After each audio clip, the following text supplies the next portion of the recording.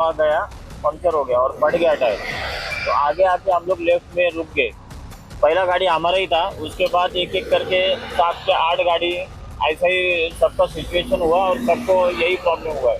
वहाँ पे एक सामने में एक बड़े गड्ढे है, वहाँ यहाँ तो काफी सारे गड्ढे है और एक गड्ढा में गाड़ी गिरा है और मेरा तो टायर एक पूरा फट गया। साथ में मतलब मेरे साथ 15-20 गाड़ी फंसा है। सबका टायर में 2 टायर, किसी का 3 टायर, किसी का 1 टायर। मेरा न्यू टायर था पूरा, वो पूरा टायर खराब हो गया रास्ते वजह से।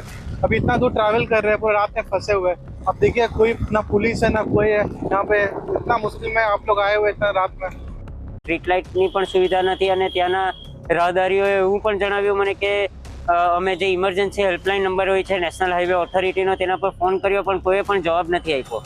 મારે તમારા માધ્યમથી આપણા ટ્રાન્સપોર્ટ મિનિસ્ટ્રીના મિનિસ્ટર નીતિન ગડકરીજીને પૂછવું છે કે તમે જે બધા મીડિયાઓમાં સ્ટેટમેન્ટ આપો છો કે દુબઈના શેખ તમને બોલાવે છે કે તમે અહીંયા આવી જાઓ, તો મારે તમને વિનંતી છે, હાથ જોડીને વિનંતી છે કે તમે જતા રહો।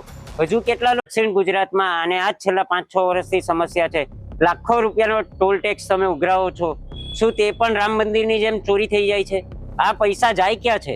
આટલા રૂપિયા, આટલા બધા પૈસા જે ટોલ ટેક્સ પરથી ઉઘરાવો છે તે પૈસા જાય ક્યાં છે? તેનો હિસાબ તમે વલસાડની જનતા અને સાઉથ ગુજરાતની જનતાને આપો, કારણ કે આને આ સમસ્યાથી તો હવે વલસાડમાં રહીમામ પુકારી ચૂક્યા છે લોકો।